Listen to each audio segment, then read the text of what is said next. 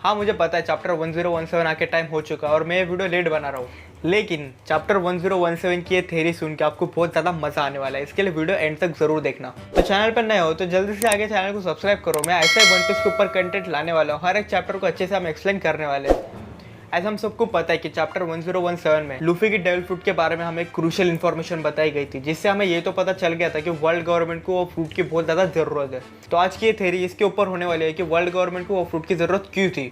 तो थ्योरी की शुरुआत करते हैं। मुझे लगता है कि वर्ल्ड गवर्नमेंट सभी इंपरर से डरे हुए थे, इसके लिए उनको उनके खिलाफ वॉर करनी थी। गोल्डी रॉजर ने वो करके दिखाया जो कोई कभी सोच भी नहीं सकता था। वो लाफ टेल तक पहुंचा और उसने दुनिया के रियल हिस्ट्री के बारे में जान लिया था, जो है वर्ल्ड सेंचुरी। और ये वही चीज़ है जिससे वर्ल्ड गवर्नमेंट सबसे ज़्यादा डरती है। लेकिन रॉजर लाफ टेल पे बहुत जल्दी पहुंच गया था और उसको एक इनक्यूरेबल डिसीज था और इसके लिए वो वर्ल्ड गवर्नमेंट का कुछ नहीं कर पाया। लेकिन गवर्नमेंट इस बात से बहुत ज़्यादा डर गई थी और वो नहीं चाहते थे कि किसी और को भी ये सब पता चले।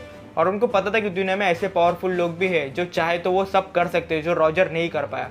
और वो पर्टिकुलरली 3 लोगों से सबसे ज़्यादा डरे हुए थे। और वो 3 लोगों में सबसे पहले हम बात करेंगे व्हाइट बियर्ड के बारे में। मुझे लगता है वर्ल्ड गवर्नमेंट को गोमू गोमू नोमी फ्रूट चाहिए था, क्योंकि वो व्हाइट बियर्ड के गुरा गुरा नोमी फ्रूट का मुकाबला कर सकता है। ऐसे चांस हो सकते हैं कि एक रबर का फ्रूट व्हाइट बियर्ड के फ्रूट को एब्जॉर्ब या नलीफाई कर सकता है। और जिन लोगों को नहीं पता उनको बता दूं कि जापान में रबर का यूज़ किया जाता है बिल्डिंग्स में अर्थक्वेक के साइड इफेक्ट को काउंटर करने के लिए। रबर को शॉक को एब्जॉर्ब करने के लिए यूज़ किया जाता है वहाँ पे प्रॉपर्टी डैमेज से बचने के लिए। हम सबको व्हाइट बियर्ड के पावर्स के बारे में पता है। हम सबको पता है कि पूरी दुनिया उसके मुट्ठी में थी। सेनगोकू ने ये तक कह दिया था कि व्हाइट बियर्ड पूरी दुनिया को अकेला खत्म कर सकता है। और मुझे लगता है कि वर्ल्ड गवर्नमेंट को भी ये बात पता थी और इसीलिए वो काउंटर मेजर्स की तैयारी कर रहे थे।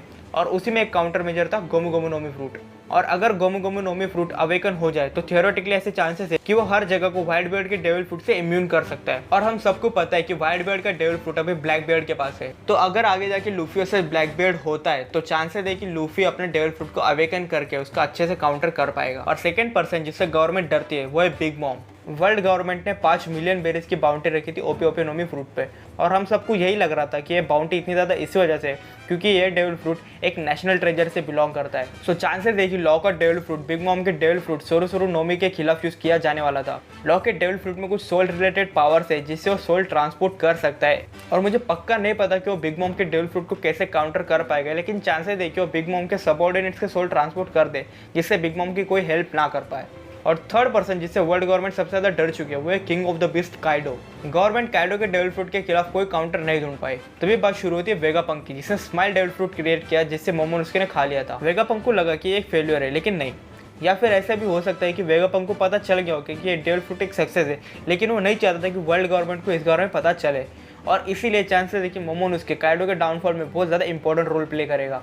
लेकिन ये थ्योरी में एक और कैरेक्टर जोड़ दिया जाता है जो है शैंक्स। मुझे लगता है कि शैंक्स को पता चल गया था कि गवर्नमेंट एम्परर्स के खिलाफ वॉर शुरू करने वाली है और इसीलिए उसने वो शिप पे अटैक कर दिया था जिस फ्रूट में गोमू गोमू नोमी फ्रूट था, ताकि गवर्नमेंट पायरेट्स के खिलाफ ना जा पाए। तो हम सब अगर ये भी सोच ले कि अगर वॉर हो भी जाती तो क्या हो सकता था, तो वॉर के बाद सिर्फ 2 ही आउटकम निकलते।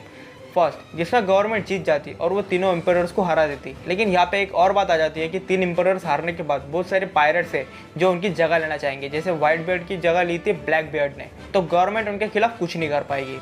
और सेकंड पॉसिबिलिटी ऐसी हो सकती है जिसमें पायरेट्स जीत जाएंगे और गवर्नमेंट डिस्ट्रॉय हो जाएगी। तो ये दोनों में से एक भी आउटकम गवर्नमेंट के फेवर में नहीं है। और इसीलिए आई थिंक शैंक्स को ये बात समझ गई होगी और इसीलिए गवर्नमेंट को उसने कहा होगा कि ऐसा कुछ करने की ज़रूरत है नहीं। और वो शैंक्स खुद पूरे वर्ल्ड में पावर को बैलेंस रखने की कोशिश करेगा और वो काइडो, बिग मॉम और व्हाइट बियर्ड किसी को भी थ्रोन लेने नहीं देगा। और मुझे लगता है कि वो गवर्नमेंट को कन्विंस कर पाया, एज दोनों का गोल सेम था कि कोई भी पायरेट किंग ना बने। गवर्नमेंट नहीं चाहती थी कि कोई भी पायरेट किंग बने और शैंक्स को लूफी के अलावा किसी और को पायरेट किंग बनते हुए नहीं देखना था। और तभी से शैंक्स इनडायरेक्टली वर्ल्ड के गार्डियन के रूप में काम करता है और वर्ल्ड में पावर का बैलेंस बना के रखता है। और अगर वो वर्ल्ड में पावर का बैलेंस बना के नहीं रखेगा तो वर्ल्ड को तबाह होने में टाइम नहीं लगेगा। और ये थ्योरी सिर्फ ये बताती है कि वर्ल्ड गवर्नमेंट को डेविल फ्रूट्स की ज़रूरत क्यों पड़ रही है।